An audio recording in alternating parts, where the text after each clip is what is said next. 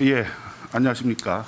먼저 우리 바쁘신 일정과 다시 엄중해진 코로나19 상황에도 불구하고 우리 국회 이용선 의원실과 저희 대한민국 남북교류협력지원협회가 공동으로 개최하는 대북제재 국제세미나에 함께해 주신 모든 분들을 진심으로 환영합니다. 저는 오늘 국제세미나 진행을 맡은 한국 남북교류협력지원협회 회장 강영식입니다. 이미 공지해 드린 바와 같이 이번 세미나는 온라인과 오프라인을 병행하여 진행될 예정입니다. 해외에 계신 패널분들께서는 온라인으로, 국내에 계시는 패널분들께서는 직접 오프라인으로 참석하고 계십니다. 먼저 오늘 행사를 공동 주최해 주신 우리 대한민국 국회 이용선 의원님의 인사 말씀을 청해 듣도록 하겠습니다. 이용선 의원님은 국회 외교통일위에서 활동하고 계시며 한국의 대표적 인도지원단체인 우리민족 서로돕기운동을 창립하고 10여 년간 사무총장을 역임하신 한국평화운동 민간단체의 상징적 인물이시기도 합니다. 박수로 인사 말씀을 청해 듣도록 하겠습니다.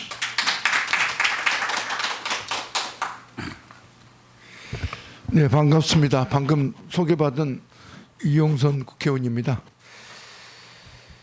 먼저 오늘 대북제재 국제세미나를 주최해 주신 우리 남북교류협회 강영식 회장님을 포함한 관계자 여러분께 감사의 말씀을 드립니다. 그 멀리 해외에서도 줌으로 온라인으로 토론회에 참석해 주시는 케빈 그레이 교수님, 또 박기 교수님, 데이비드 울프 변호사님과 현장에 함께 계신 우리 정대진 교수님, 최장호 연구위원님, 김정현 교수님, 권순엽 변호사님, 김세진 변호사님, 또 이주성 북민협 사무총장님께도 감사드립니다.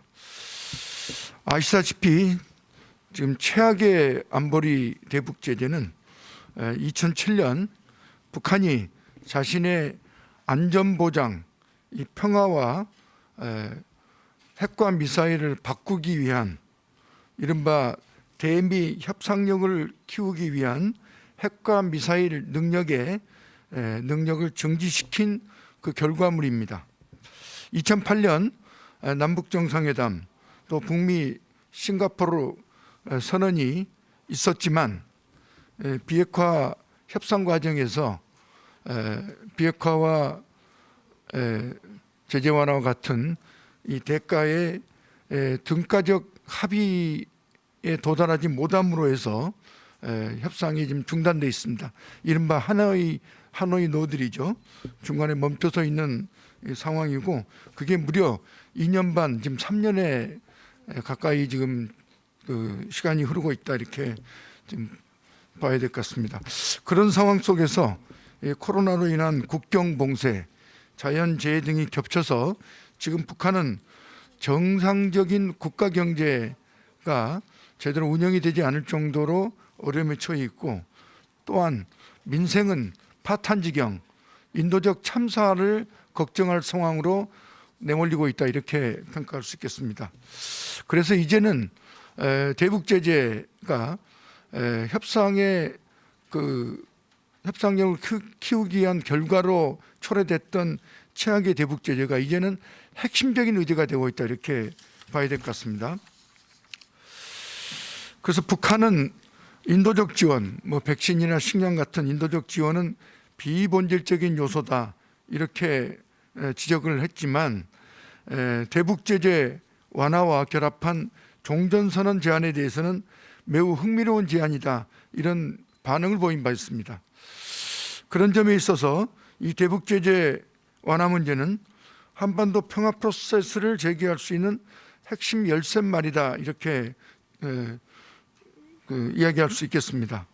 비핵화에 대한 교환 품목으로 대북제재 완화를 명확히 정리하고 필요하다면 반드시 아마 조건부 스냅백 조항을 활용해서 입장을 분명히 정리함으로써 북을 다시 비핵화 협상 테이블로 이끌어내야 된다 이렇게 생각합니다.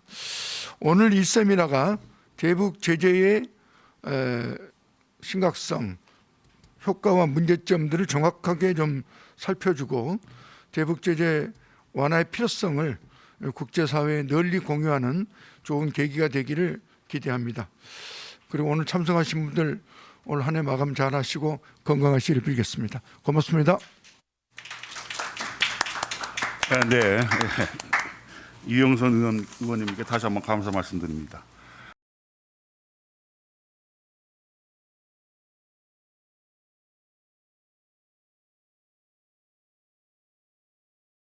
오늘 세미나 주제는 국제사회의 대북제재 평가, 북한 경제 및 비핵화에 미친 영향을 중심으로 진행하고자 합니다. 그리고 이 주제하에 각각 3개의 세부 세션을 준비했습니다. 잘 알고 계신 바와 같이 또 앞에 이용선 의원님도 말씀하셨지만 북한 핵 개발에 따른 국제사회의 대북제재는 장기간 지속 강화되어 오고 있으며 이 과정에서 대북제재의 효과에 대한 다양한 의견과 평가가 존재하고 있습니다. 그러나 한 가지 명확한 사실은 국제사회의 제재가 강화된 이후 북한의 경제적 상황과 특히 인도적 상황이 매우 악화되었다는 사실일 겁니다. 올 한 해를 돌아보면 대북 제재와 관련해서 특히할 만한 사실이 하나 있습니다. 미국 정부의 독자 제재를 부과하는 재무부 OFAC죠. 해외 자산통제실은 작년 12월 이후 현재까지 북한 관련 제재를 한 건도 지정하지 않았다는 점입니다. 며칠 안 남은 올해 말까지 이런 상황이 이어진다면 아마 9년 만에 처음으로 대북 제재가 없는 해로 기록될 전망입니다. 한편 유엔 제재의 예외로 인정하고 있는 인도 지원 사업에 대한 대북 제재 면제 승인도 현재 한국 민간단체와 지방자치단체 그리고 국제기구와 국제 NGO의 대북 지원 사업 71건이 현재 승인되고 있는 상황입니다. 이런 상황에서 오늘 세미나는 국내외 다양한 분야의 전문가들을 패널로 모신 가운데 국제사회의 대북 제재에 대한 다각적인 검토와 실효성에 대한 평가를 모색해 보고자 합니다. 이 자리에 함께하고 계신 모든 분들의 깊은 관심과 고민을 부탁드리고자 합니다. 오늘 세미나는 3분의 기조 발표를 듣고 민간단체와 종교계 그리고 각 전문가를 대표하여 6분의 패널 분들의 지정 토론을 듣는 방식으로 진행하고자 합니다. 이 총 9분의 소개는 시간은 생략하고요. 각 세션에 앞서서 소개해드리도록 하겠습니다. 먼저 기조 발표자들 아마 다 들어오셨을 텐데요. 회외에서 다 계신데요. 기조 발표는 20분씩 청해 듣도록 합니다. 20분을 맞춰주시고요.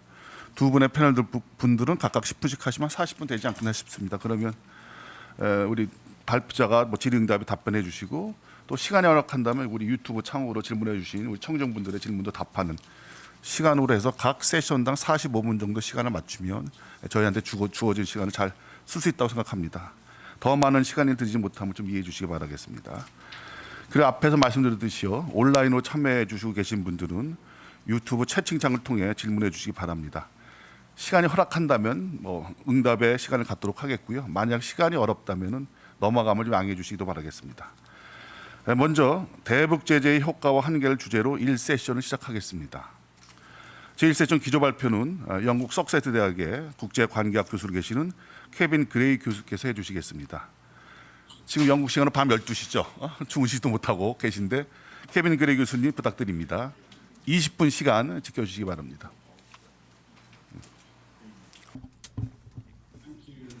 네, 감사합니다. 네, 제가 오늘 논의하고자 하는 주제는 여러분들께서 이미 자료를 통해서 보셨을 거라고 생각이 되는데요. 대북 제재의 영향과 한계라고 하는 주제로 제가 논의를 진행하고자 합니다. 제가 오늘 이 자리에서는 영향이라고 하는 것과 효능성이라고 하는 것에 대해서 조금 나누고자 합니다. 우리가 영향과 효능에 대해서 얘기를 할 때 두 개에 있어서의 다른 접근을 그리고 이해를 할 필요가 있다라고 생각이 됩니다.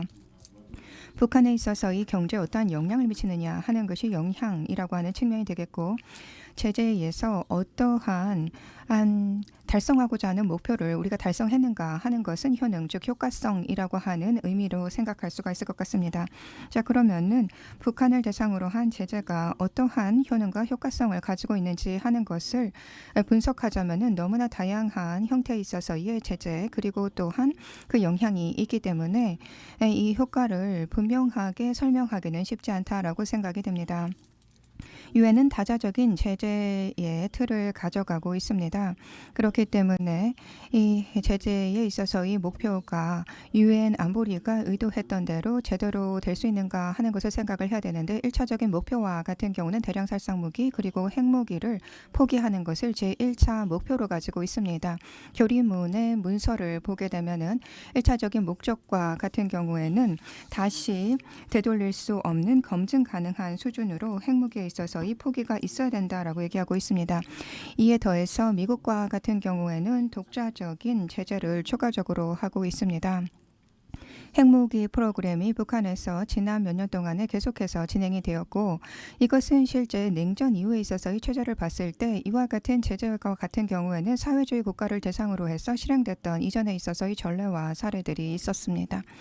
이러한 제재를 보게 되었을 때 미국은 제재 발의국으로서의 자리를 점해왔으나 북한과 관련돼서는 상당히 오랫동안의 핵무기 프로그램에 초점을 맞춰서 미국의 제재가 계속해서 짜여져 왔습니다.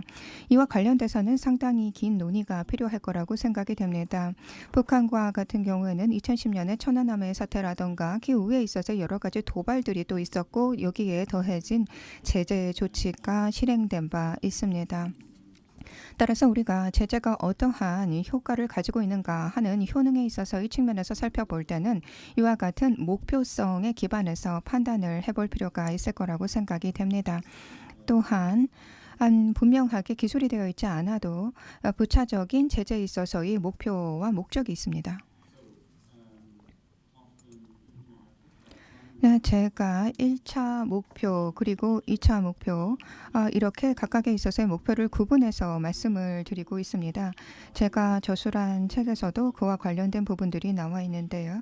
1차 목표가 대상국의 행위의 변화를 야기하고자 하는 것이라고 한다면 2차 목표와 같은 경우에는 국내외에 있어서 여론과 관련된 효과를 가져오기 위한 것이라고 할 수가 있을 것입니다.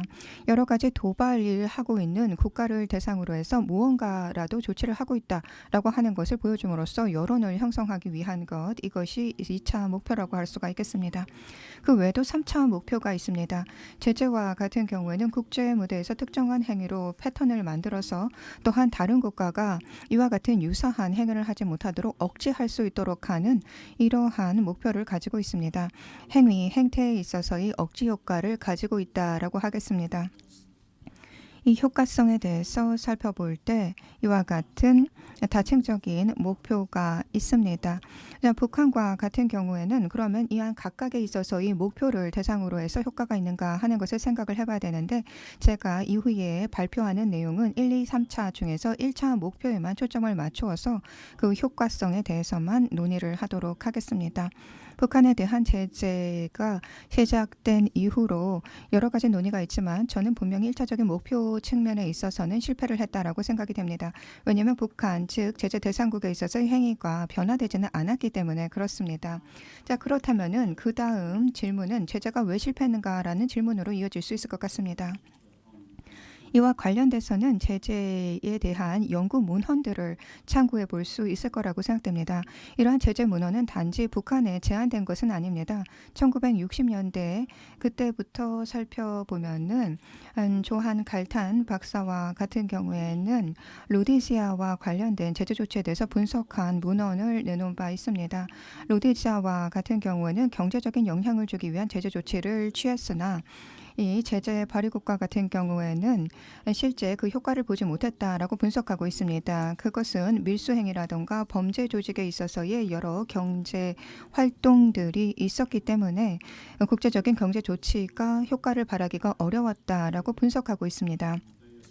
국제적인 여러 주체들이 있을 수가 있는데 이들과 같은 경우에는 제재에 함께 뜻을 가지지 못하고 그거 제재를 무력화하는 그러한 행위들이 있었기 때문에 이 해당 제재 대상국 정권에 대한 제재 효과를 충분히 가져가기 어려웠다라는 것입니다. 즉 제재 대상국이 제재를 회피할 수 있는 방법들이 가능했다라고 할 수가 있을 것입니다. 이와 같은 제재에 있어서의 회피 효과 그리고 또한 이와 같은 제재를 견뎌낼 수 있는 그런 가능성이 있었을 때 제재는 실패하게 된다라는 것입니다. 물론 경제와 같은 경우에는 여러 가지 있어서 영향을 받을 수가 있습니다. 하지만 경제에 있어서의 비공식화, 즉 비공식 경제라고 하는 것이 나타나게 되었을 때도 제재는 그 효력을 무력화하는 것을 보게 된다라는 것입니다. 지난 몇 년 동안에 있어서 이 제재를 보게 되면은 제재에 있어서 영향도 바뀌었습니다. 2016년과 2017년의 사태를 살펴볼 때 북한에 있어서의 경제와 같은 경우에는 이와 같은 제재를 살펴볼 때 그렇게 큰 영향이 있었다라고 보기는 어렵습니다. 왜냐하면 중국에 있어서 역할이 있었습니다. 중국과 같은 경우는 흑기사에 있어서 역할을 자처했다라고 할 수 있습니다. 제재 국면을 활용해서 피제재국의 흑기사의 역할을 자처했던 중국과 같은 경우는 북한을 비호했고 그리고 또한 후견국으로서의 역할을 했다라는 것이죠. 그렇기 때문에 경제에 있어서의 비공식화 그리고 또한 밀수라고 하는 것에 그 이후 배면에 중국이 있었기 때문에 충분히 효과를 가져오지 못했습니다. 그리고 현금 기반에 있어서의 거래가 일어나는 직접 거래가 또 많이 보였다라는 것입니다. 2017년 그리고 2018년 이후에 있어서의 사례를 살펴보았을 때 유엔의 결의안이 나오기는 했고 이것을 실행하기 위한 노력을 했습니다. 그때 이후로 중국과 같은 경우에는 흑기사의 역할을 했던 중국과 같은 경우에는 유엔 결의안에 있어서의 뜻에 어느 정도 동조를 하고 또한 상임 이사국으로 있어서 이 책임을 어느 정도는 실행을 했다라고 할 수 있습니다. 그렇지만은 전체적으로 제재라고 하는 것은 인도주의적인 부분에 있어서 북한에 큰 영향을 미쳤기 때문에 그 부분에 대해서 조금 더 살펴봐야 될 것입니다. 북한과 같은 경우에는 수출 부분 그리고 수입 부분에 있어서의 무역 규모를 보았을 때 2017년부터 해서 어느 정도 있어서의 변화가 있었는가를 분명하게 볼 수가 있습니다. 각각 부문별로 해서 볼 수가 있겠는데요. 특히 2010년 이후에 있어서의 해당 양상을 보게 되면 중국으로 있어서의 주요 수출품과 같은 경우는 광물이었고 그리고 또한 섬유 제품과 같은 경우도 중요 수출품이었는데 2010년 중반 이후로 해서 이것이 크게 하락한 것을 볼 수 있기 때문에 영향이 없었다라고는 할 수가 없을 것입니다. 이제 여러 가지 있어서의 영향 중에서 그러면은 조금 더 여러분들의 관심을 특정한 주제로 한번 끌어보도록 하겠습니다. 그것은 바로 인도주의적인 부분입니다. 우선 두 가지를 볼 수가 있을 거라고 생각이 됩니다. 우선 첫 번째는 인도주의 지원과 관련된 부분이 하나가 되겠습니다. 시간이 제한되어 있기 때문에 인도적인 지원에 대해서는 제가 많이 말씀을 드리지 않을 것입니다. 왜냐하면 박기범 교수님께서 이와 관련돼서는 많이 내용을 커버해 줄 것이라고 저는 생각하고 있습니다. 제재 조치와 같은 경우에 여러 가지에 있어서의 제한이 있었습니다. 인도주의적인 활동을 하고 있는 여러 기관이라던가 그 외에도 북한에서 여러 활동을 하고 있는 유엔의 기관과 같은 경우에는 예를 들어서 금융 채널을 이용하기 어렵거나 아니면 제재 리스트가 작성이 되는 등에 있어서의 이런 부분 때문에 인도주의적인 활동을 할 수가 없었던 것으로 분석이 됩니다. 인도주의적인 물품을 지원하는 데 있어서도 공급망이 차단되었던 부분들이 있었습니다. 그리고 또한 물자가 확보된다 하더라도 북한으로 이송하는 그 이송 수단을 확보하는 것이 쉽지 않았던 것이 바로 이 국제적인 제재의 틀 안에서 있었던 문제였기 때문에 인도적인 지원은 쉽지가 않았습니다. 뿐만 아니라 기부자들과 같은 경우도 지원에 있어서의 의지가 저하되었던 문제가 있을 수가 있습니다.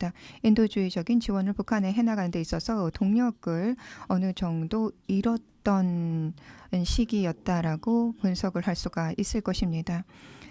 그래서 전체적인 대북 제재에 있어서의 상황들은 많이 저해되었고 그리고 원조에 있어서의 중단들이 있을 수 있습니다. 따라서 이러한 상황 속에서 장기적인 영향, 예를 들어 교육이라던가 이런 부분들은 더욱더 상황이 악화되게 되었습니다. 그 외에도 의약품이라던가 물자, 장비를 확보하는 데 있어서도 어려움이 있었습니다. 이러한 제재 상황 하에서도 면제 절차라고 하는 것은 물론 있었습니다. 그래서 인도주의 기관과 같은 경우에는 면제 과정을 거쳐서 북한을 지원하려고 하는 노력들은 이어왔으나 이와 관련돼서 비용이 계속해서 증가했습니다. 예를 들어서 변호사라던가 이와 같은 전문 인력들을 추가적으로 고용함으로써 이 프로그램을 조금 더 잘 진행해야 되는 부분들은 비용 증가로 이어졌다라고 할 수가 있을 것입니다. 인도주의적으로 여러 영향이 있었던 것은 부인하기 어렵습니다. 경제적인 발전과 관련돼서 그러면은 북한에는 어떠한 영향이 있을까 하는 것을 살펴봐야 됩니다. 이것은 상당히 중요한 주제라고 할 수가 있을 것입니다. 왜냐하면은 전체적인 북한 주민들에 있어서의 생계에 영향을 미치는 것이 경제적인 상황이기 때문에 그렇습니다. 경제 발전이라고 하는 상황들을 보게 되면은 경제가 발전하게 되면 국가 내에 있어서의 삶의 질의 수준이라고 하는 것이 높아지게 되는데 제재 조치로 인해서 경제적인 어려움이 가중이 되어졌다라는 것입니다. 통계 수치를 보게 되었을 때 북한과 같은 경우에 이러한 제재를 정량화하는 그런 연구들이 나왔습니다. 물론 각각에 있어서의 분석에 있어서의 내용들에 대해서 모든 사람들이 그 방향성을 가지고 동의하는 것은 아닙니다. 그렇지만은 이런 분석을 보게 될 때 분명히 명시적으로 보이는 경제적인 영향이라고 하는 것은 있다라는 것입니다.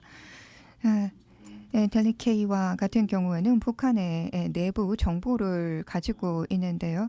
여기서 분석하는 것을 보게 되면 광물과 관련된 수출이 상당히 부정적인 영향을 받았다라고 얘기하고 있습니다. 광산 활동이 저해되었던 부분들이 있다라는 것이죠.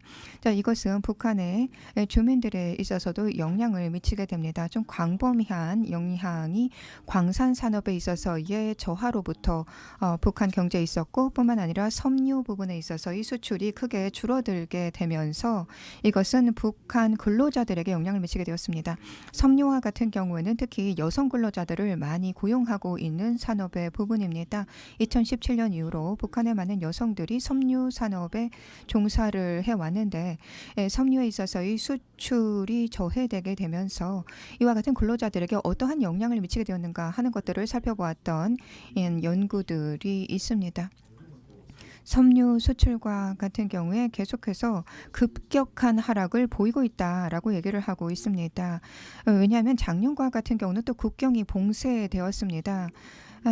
팬데믹과 관련돼서 국경이 봉쇄되게 되면서 섬유에 있어서의 직물 등의 이동이라던가 하는 것들이 완전히 봉쇄가 되게 되었습니다. 그렇기 때문에 섬유 산업과 같은 경우는 전반적으로 보았을 때 큰 영향을 받았습니다. 여전히 섬유 산업이라고 하는 것이 돌아가기는 합니다. 국경 봉쇄가 있기 전에 그렇지만은 있었던 그 섬유 산업에 있어서의 발전 정도는 비견해 볼 때는 크게 떨어졌다라고 할 수 있습니다. 대부분 중국으로 있어서의 수출이 이루어졌는데 급격한 하락을 보이고 있습니다. 북한과 같은 경우는 해외 파견 근로자를 통해서 또 달러를 확보했던 사례들이 있었습니다. 중국이라던가 그 외에 해외 지역으로 있어서의 근로자 파견이라고 하는 것이 있었는데 제재 조치가 가해지게 되면서 신규로 해외에 근로자를 파견하기가 어렵게 되었습니다. 따라서 이러한 해외 파견 노동자라던가 광산 산업 그리고 섬유 산업에 있어서 영향들이 크다라고 얘기를 합니다. 북한에서 파견되는 근로자들과 같은 경우에는 이제 국경을 넘어서 이동하기가 쉽지 않습니다. 이 여권과 관련돼서도 이 허가가 쉽지 않기 때문에 그렇습니다. 이런 상황이 악화되다 보니까 강제 노동에 있어서의 위험에 또한 직면되는 부분들도 있고요. 이전에는 본국으로 송환되었던 관련된 여러 해외에 있어서의 달러들이 북한으로 들어오기 어렵게 된 문제들이 발생이 되고 있다라는 것입니다. 이것은 전체적으로 북한 주민들에 있어서의 생계에 영향을 미치게 됩니다. 유엔 기관과 같은 경우에는 특히 식량 산업과 관련돼서 여러 분석을 한 바 있습니다.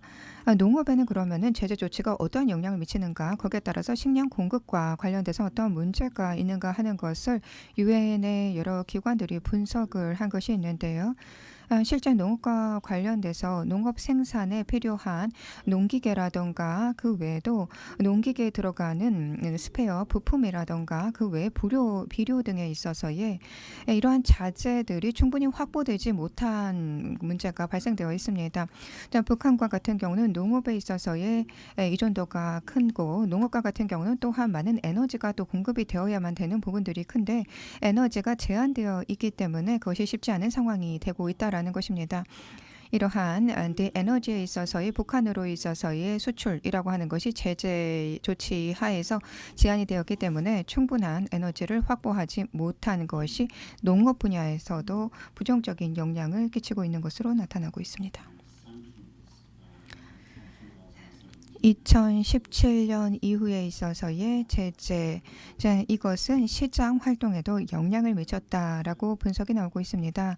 시장에서 판매되는 상품의 수가 줄어들게 되었고 식품이라던가 음료 등에 있어서의 아주 단순 제품만이 거래되게 되었다라고 하는 분석이 나오고 있습니다.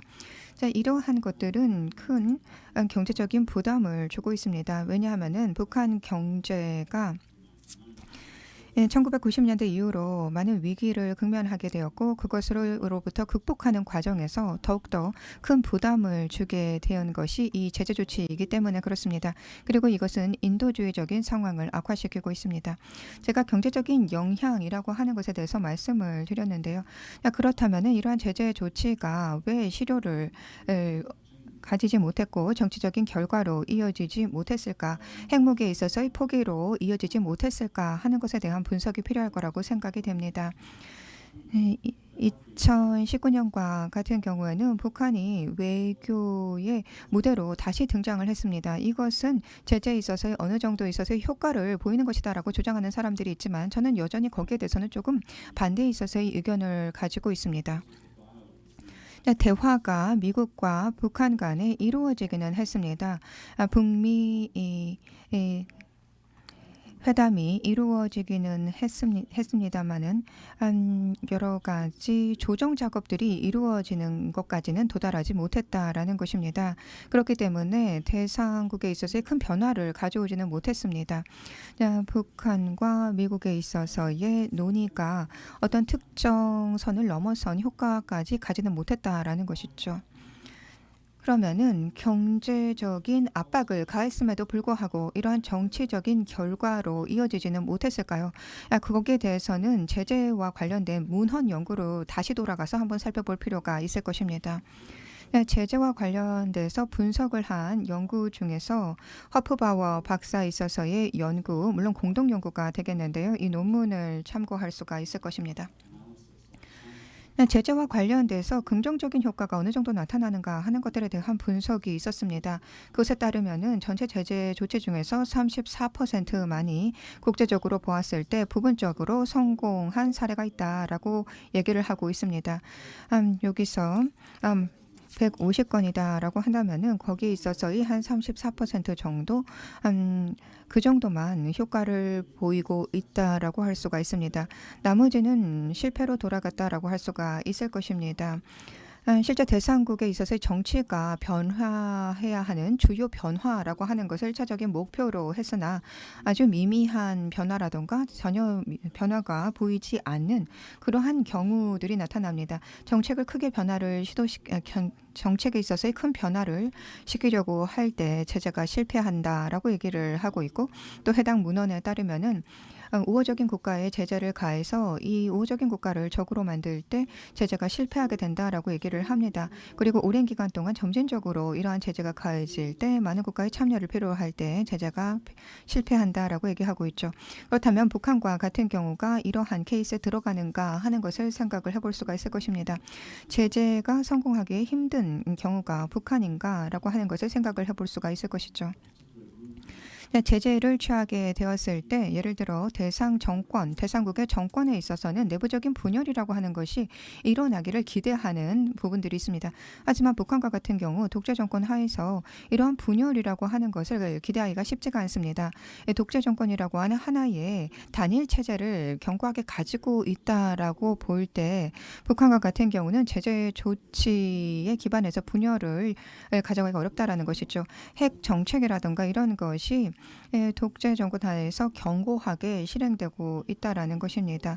또한 제재 조치를 실행하려고 했을 때 어떤 외부적인 환경이라든가 이러한 것들이 충분히 갖추어져야 됩니다. 그래서 대상 국가에 있어서의 정권이 경제적으로 고립이 되는 등에 있어서의 영향이 있어야 제재가 효과를 가져갈 수 있는데 북한과 같은 경우는 그러한 경우가 조금 용이하지 않았다라고 할 수가 있을 것입니다. 자, 이제 조금 정리의 말씀을 해봐야 될 것 같습니다.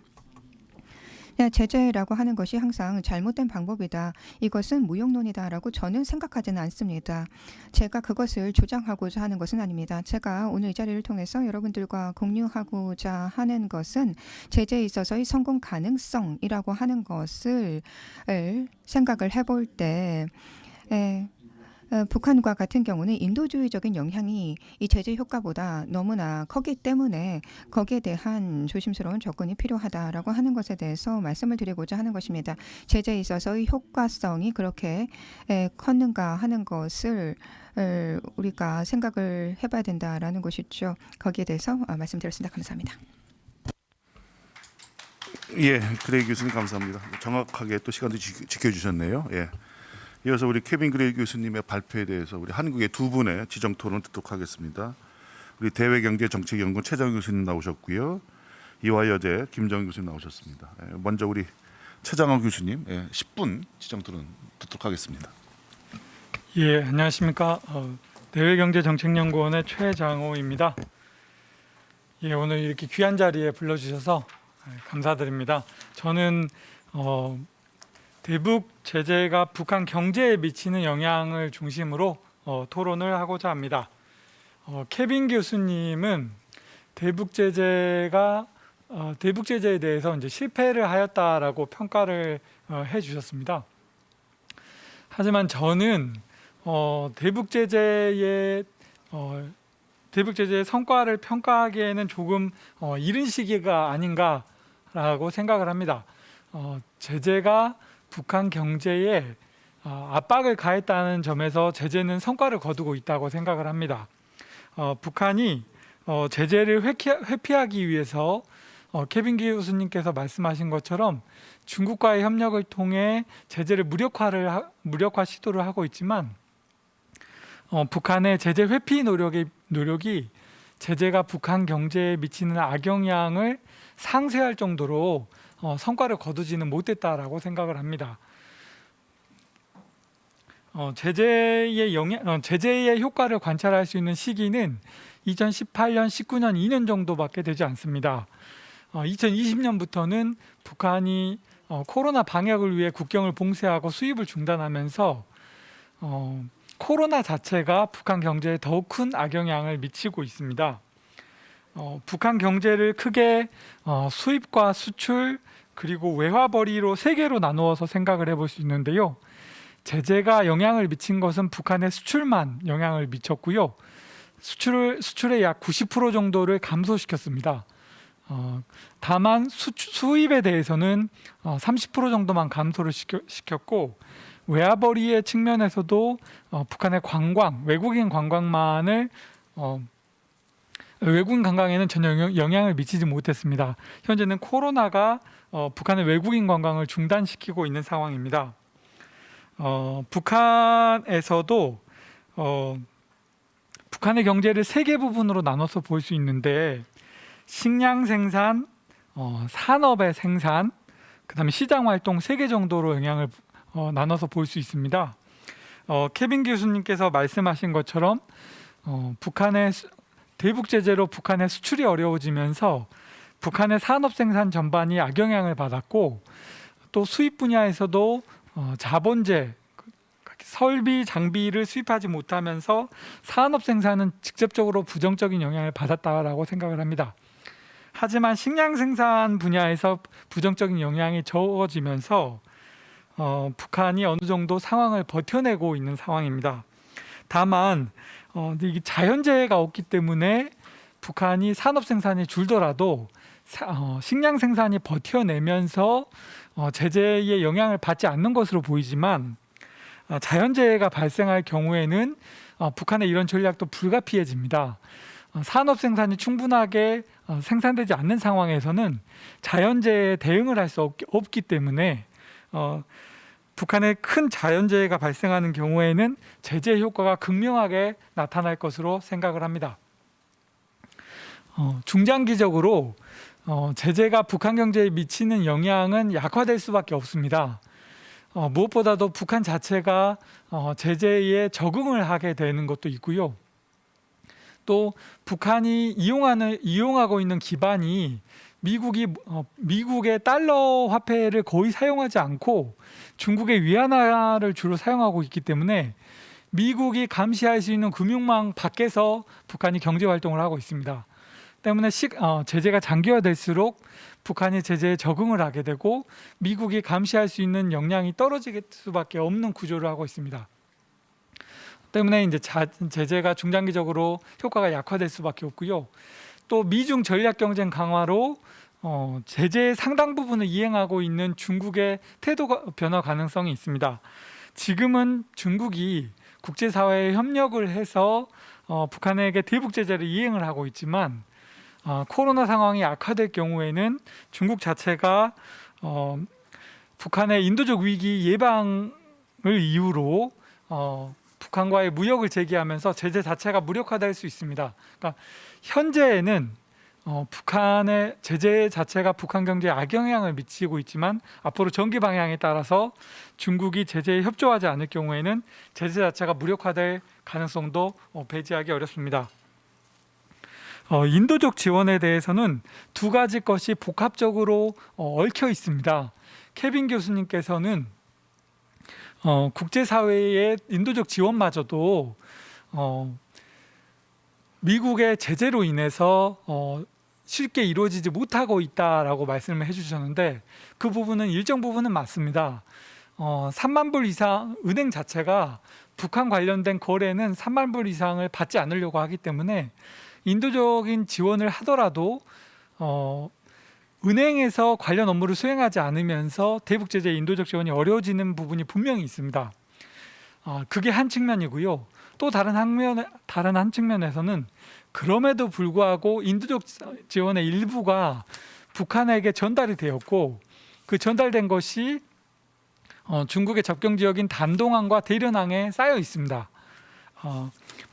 또 다른 한 측면에서는 북한이 국제사회의 인도적 지원의 수령을 거부하면서 인도적 지원 자체가 북한에게 전달되지 않는 측면도 있습니다. 북한이 인도적 지원을 거부하는 것은 여러 이유가 있을 수 있습니다. 특히 비핵화 협상에서 우위를 점하려고 하는 노력이 있는데요. 그러다 보니까 이 현상을 두고 두 가지로 해석이 갈리고 있습니다. 하나는 대북 제재가 국제사회의 인도적 지원에 악영향을 미치고 있다는 게 하나이고요.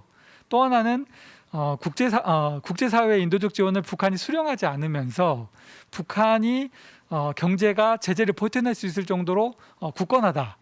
제재가 무력화되는 거 아니냐, 효과가 없는 게 아니냐라는 얘기도 나오고 있습니다. 그러니까 인도적 지원 자체도 제재가 분명하게 부정적인 영향을 미치고 있지만 다른 한편에서는 북한이 인도적 지원을 거부하면서 북한 경제의 내구성에 대해서 많은 의문을 자아내고 있는 것도 사실입니다. 이제 케빈 교수님께서는 제재의 34%만 성공을 하고 있고 북한에 대한 제재도 경제적 압박을 가하고는 있지만 그것이 북한의 행동 변화, 특히 비핵화 협상에서의 행동 변화로 이어지지 않는다고 말씀을 해주셨습니다. 제가 케빈 교수님께 질문을 드리고 싶은 부분은 지금 북한의 비핵화는 꼭 필요한 부분인데 그렇다면 제재가 비핵화를 달성시키지 못한다면 비핵화 문제를 그렇다면 어떻게 풀어가야 되는가라는 게 첫 번째 부분이고요. 두 번째 부분은 같은 맥락입니다만 현재 북한 경제에 악영향을 미치고 있는 것은 대북 제재가 아니라 코로나입니다. 또 코로나가 북한 경제에 악영향을 미치는 것은 북한이 스스로 국경을 봉쇄하고 무역을 중단하였기 때문입니다.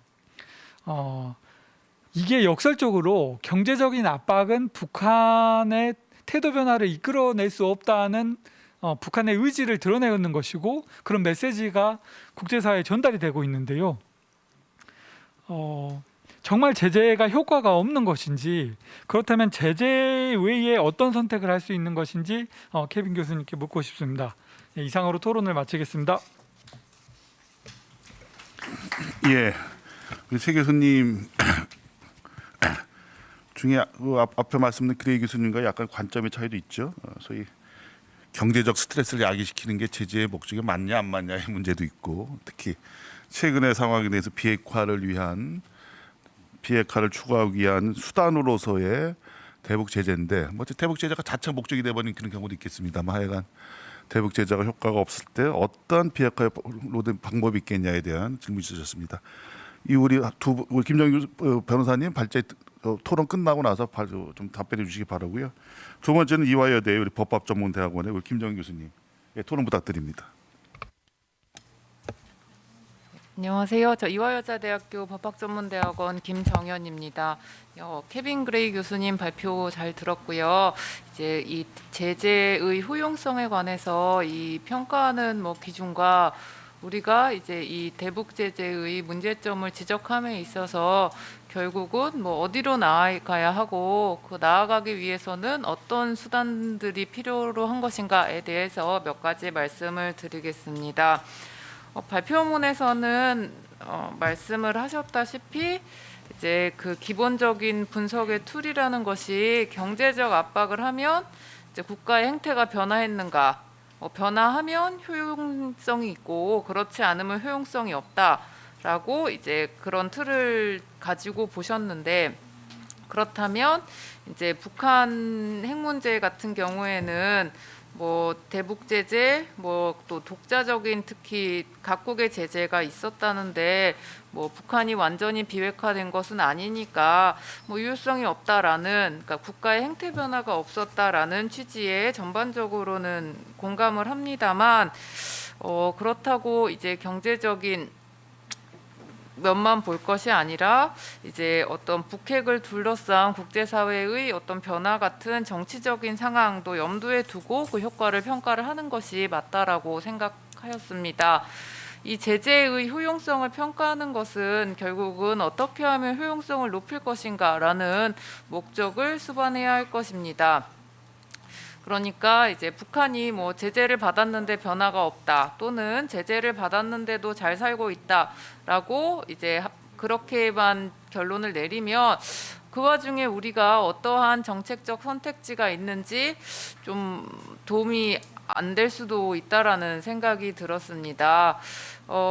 결국 그러면 목표를 달성하지 못했으면 목표를 달성할 때까지 더 제재를 강화하거나, 달성하지 못했으니까 이쯤에서 그만하자거나 그런 결단을 내릴 만한 책임 있는 주체가 국제사회에서는 없어 보이고, 그렇다고 한다면 그래도 가장 중요한 키플레이어는 미국일 것 같습니다. 그런데 이제 미국이 최근 재무부의 제재 재평가 보고서 등을 발간하면서 국제사회 전반적인 이제 대외적으로 가하고 있는 제재를 좀 재조정해야 된다라는 문제의식이 생기고 있습니다. 거기서 키포인트는 다자적인 공조의 중요성을 확인하고, 또 미국 외교의 국내외적 정당성을 확보하기 위한, 즉 요즘 많이 이야기하는 America is back을 이제 보여주기 위해서라도 인도적인 지원 필요성을 강조하고 있습니다. 약간 관점이, 그러니까 우리가 필요하니까 제재가 완화되었으면 좋겠다라는 것이 아니라 미국이 전반적으로 국제적인 어떤 제재를 좀 재조정하는데 이제 우리가 거기에 좀 이제 조응하는 방법을 보이면 어떨까라는 생각입니다. 그래서 북한은 뭐 저도 거기엔 동의하고요. 제재가 이어져 왔다라고 하지만 굉장히 꽤 오랫동안 체제를 유지해오고 있습니다. 그리고 그것이 북한의 경제에 굉장히 왜곡된 효과를 가져온 것도 뭐 다 동의합니다. 그런데 이제 한편으로는 뭐 국제사회 관점에서 이제 이런 식의 경제적인 인도적인 희생을 북한의 핵 능력과 체제 유지의 대가로 받아들이고 있습니다. 결국 이제 이게 전반적인 재조정이 일어나야 나고 그럴 수 있도록 어떤 설득하기 위한 논리를 우리가 계속 발굴해야 하는 과제가 있다라는 점입니다. 그래서 이제 어떤 이야기를 할 수 있을지 좀 생각을 해봤는데요. 뭐 결국 우리가 국제사회를 설득해야 된다라는 거죠. 그런데 미국 재무부에서 최근에 발간한 보고서를 보더라도 인도적인 지원을 지속 가능하게 관리할 필요성을 강조하고 있습니다. 방금 최 팀장님 말씀하셨듯이 인도적인 지원이 아예 이루어지지 않는 것은 아니고 오히려 북한이 지금 거부하고 있고 이제 이것이 또 북핵을 둘러싼 또 이 우리 주변 정치, 국제 정치를 둘러싼 데 있어서 가지고 있는 의미 같은 것도 생각을 해봐야겠습니다만 이제 우리는 이제 미국이 이런 변화를 가지고 온다라고 하면 이제 사실은 또 미국 내에서의 어떤 움직임은 한편으로는 그렇게까지 별거 없네. 새로운 리뷰 보고서를 발간했다라고 하지만 특별히 달라진 건 없는 것 같은데라는 회의론이 많은 것도 사실이겠습니다만 이제 우리는 어쨌든 거기서 행간을 좀 읽고 우리가 무엇을 할 수 있는지를 찾는 것이 중요할 것 같아요. 그래서 이제 이런 논리에 기대서라도 좀 남북 교류를 증진시키고 인도적인 지원을 확대할 수 있는 방안을 좀 찾으면 좋을 것 같은데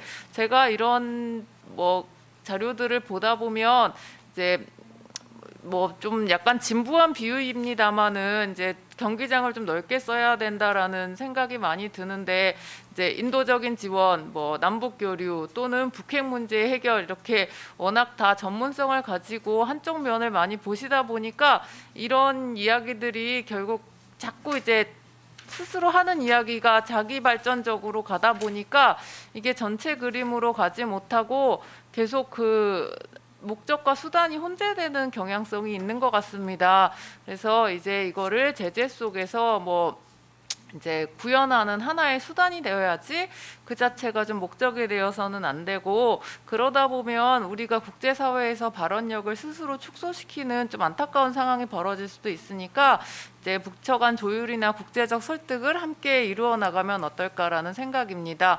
그래서 이제 결국은 미국 얘기하는 건데 이제 미국이 어쨌든 굉장히 고무적인 것은 다자의 틀 속에서 협력하고 그리고 동맹 우방국들과 공조하겠다는 의지를 굉장히 많이 밝히고 있죠. 근데 그럼에도 또 약간 안타까운 것은 북핵 문제 또는 대북 제재라는 이슈가 미국 정부의 대외 정책에서 좀 우선순위에서 약간 밀린 것도 사실입니다. 그래서 재무부 리포트에서도 노스코리아라는 단어가 노스코리아에 대한 생션이라는 어젠다가 명시적으로 드러나 게 찾기는 좀 어려웠던 것 같아요.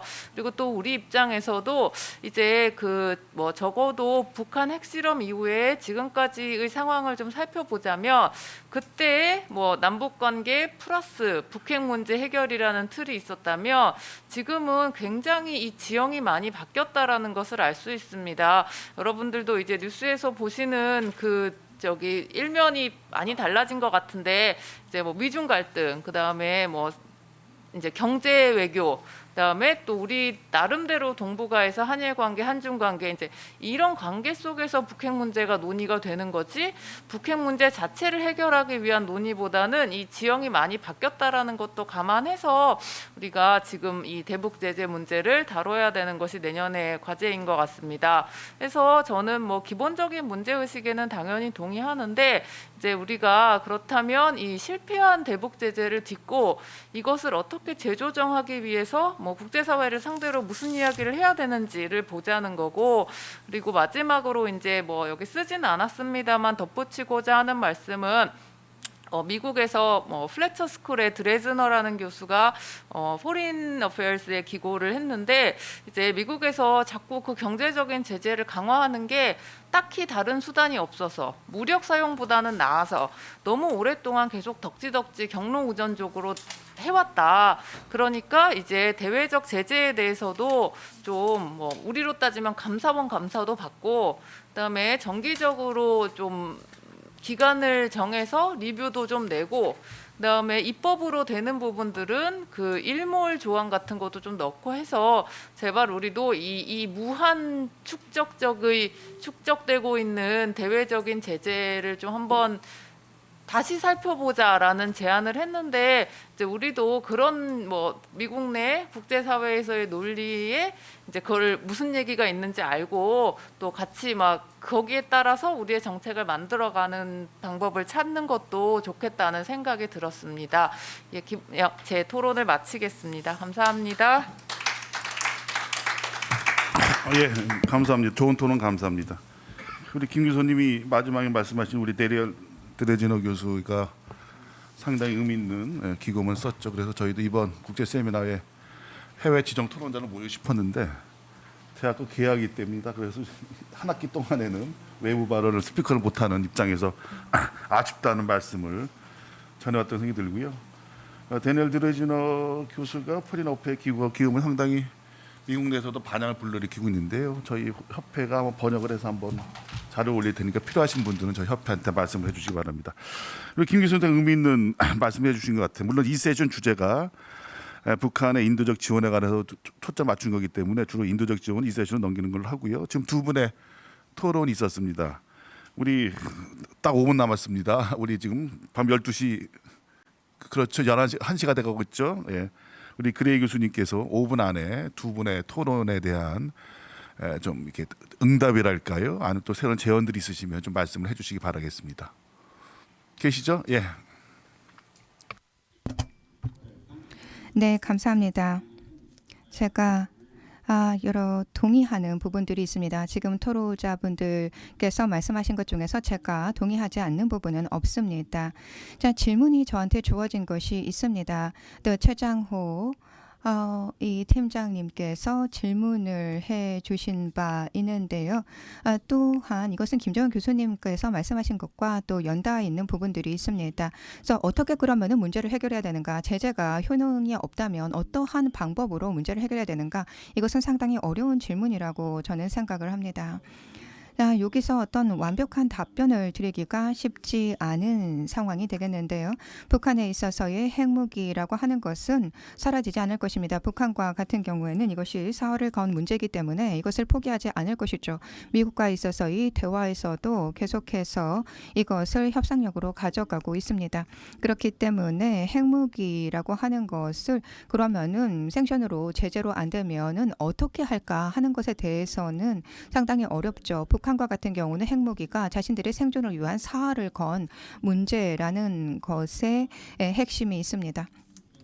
그렇기 때문에 여러 방법으로 있어서의 고려를 해봐야 될 것이라고 봅니다. 지금 미국과 같은 경우는 다자적인 틀 내에서 문제를 해결하기 위한 노력을 하고 있습니다. 그래서 그 핵무기 포기라고 하는 것, 이것을 주요 조건으로 얘기하고 있지만은 북한과 같은 경우는 그럴 의사가 없다라는 것이죠. 그렇기 때문에 조금 장기적인 목표로 여러 가지 단계에 걸쳐서 노력을 하는 수밖에 없는 것으로 생각이 됩니다. 자, 그리고 또한 이 문제를 살펴보게 될 때 여러 가지 트레이드오프가 있을 거라고 생각이 됩니다. 예를 들어 북한에 있어서의 비핵화 그리고 거기에 상응하는 경제적인 트레이딩이라고 하는 것 이러한 부분들을 얘기를 하고 있지만 북한이 정말로 그 옵션을 받아들일 것인가 하는 것에 대해서는 저는 상당히 부정적입니다. 단기적으로 중기적으로 봤을 때는 우선 그러한 가능성은 상당히 낮다라는 것이죠.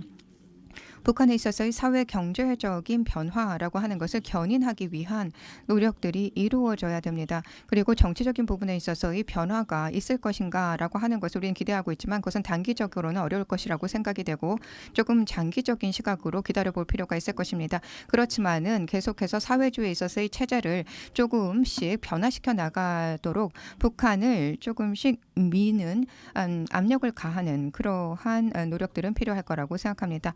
자, 중국에 있어서도 그 역할이 어떻게 될까 하는 것을 생각을 해봐야 되겠는데요. 1970년대 이후로 계속해서 중국과 같은 변화를 보이면서 이제는 미국의 하나의 대응되는 하나의 경제권으로 부상을 한 바 있습니다.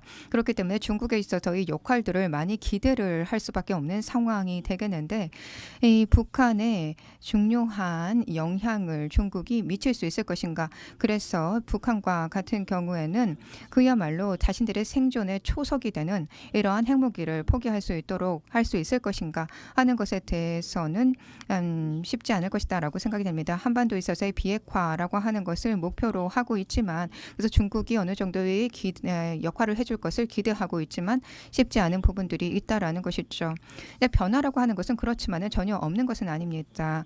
내부에 있어서의 북한의 시장화라던가 이러한 부분들에 있어서의 변화가 나타나고 있고요. 그리고 중국과 있어서의 거래 무역을 보게 되었을 때 이런 관계상에 있어서의 변화라고 하는 것이 실제 눈에 보이는 것은 맞습니다. 그래서 이런 여러 가지 요소들을 조금 중요하게 살펴봐야 된다라고 말씀을 드리고자 합니다.